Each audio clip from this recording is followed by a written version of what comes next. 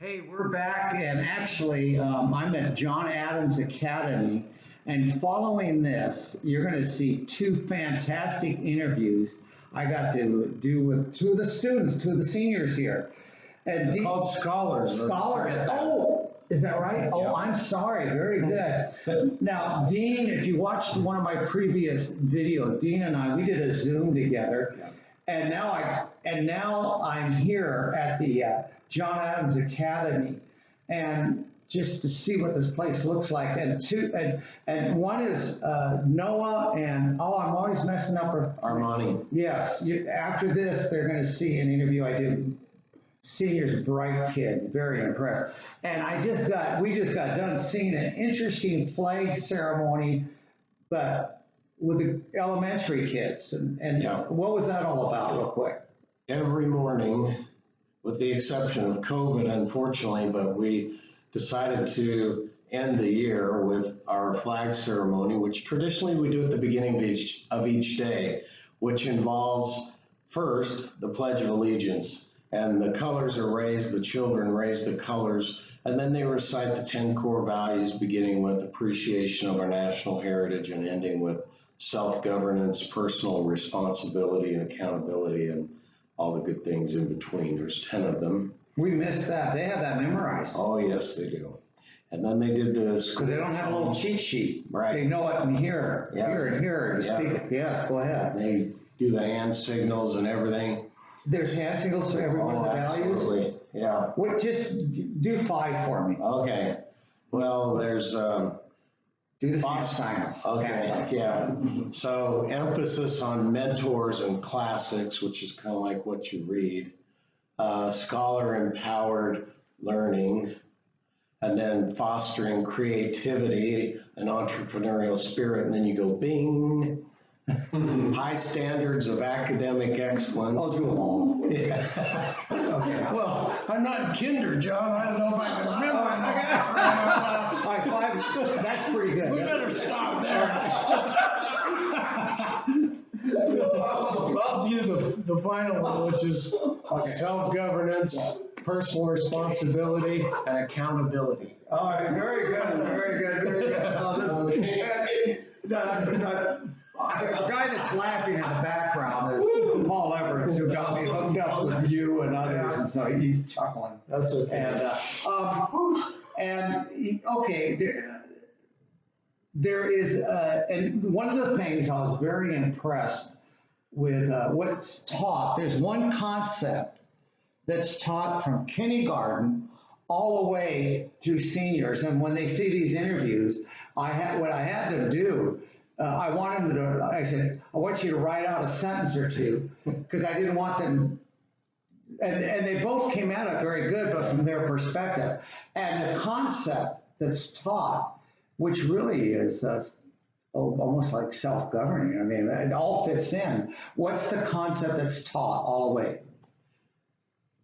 I think 2 things. One is that we appreciate our national heritage, but the desire is we're restoring that by becoming servant leaders. That's the key. And servant leaders suggest that I don't ask to lead, I serve. And as I serve, then others see what I'm doing and they ask me to lead. And then when I'm asked to lead, I excel by being able to share goodness with others. And it's kind of a triangle or a perpetual circle of those 3 things. And that's what I think we kind of lack in the world today. We have a lot of people that want to lead first, but we should serve first. And then people naturally come to us to lead. And through that goodness that we share, we continue to, bless mankind. Now I have the thought is, I'm not sure everybody is gifted or has a gift to be a leader. And yet, so how does that work in? I mean, because I like the servant part, but some of us are called to be servant, whatever we're gifted in. So how do you define that one? Because not everybody. Yeah, I would say that I would define it in 3 ways. One is that we have certainly gifts that are natural to us. Okay. And that's what we should lead out with. That, very good. That's what we should lead out with. Yes. And because that's how we bless others is with the gifts that we have. And then what we would call that natural authority, if you will. And then we might, because of that, someone might say, gosh, we're going to give you a position for that. And it may not be something that you traditionally say, well, that's a leader, but it's what I would call our positional authority. But it's by then, if we serve, which I'm going to go back to the first again, we then develop this natural authority, but we develop what I would call a moral authority. Because of what we've done, everybody looks at us and says, I can trust that person to be my friend, to do what they say they're going to do, and I want to be a part of that. And so it's natural authority, it's positional authority, and it's moral authority all wrapped into one. That's what makes a leader. That's why everybody can be a leader. Dean, and so John Adams Academy, there are 3 branches of it.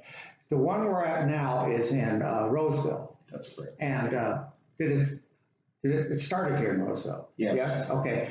And roughly, how many students from K through senior, how many are attending here in Roseville, roughly? 1,500. Wow, 1,500. And now you have 2 other sites. Yes. Where are they at? Lincoln and El Dorado Hills, which are part of the greater Sacramento area as well. This is quite a complex and you kind of grew into this. Do the others have that potential too? Do they already have it too? Yeah, they do. In fact, we have more on the wait list than we have enrolled right now. So we're trying to get more facilities under roof. But the one in Lincoln has about 960 this year. Wow. They'll have about 1,300 next year, and they'll be growing into the 1,600 within the next few years. Now this is Colorado Hills is the same way. Okay. John Adams Academy is a chartered school. Yeah. And it is growing. Why is it growing? What's the reason why? I mean, obviously parents have got to buy into this too, but is that why they're going, wait a minute, what's going on here? Is that why it is growing? Yeah, I think it's growing for a couple of reasons. If you ask most of the parents, they'll say, we love the culture. And if you say, well, what's the culture? Well, they can come here, they feel safe. It's a refuge from the storms of COVID, the storms of life, the storms of dysfunctionality that we see, not only in families, but in others, and some of the pressures that we feel in our communities.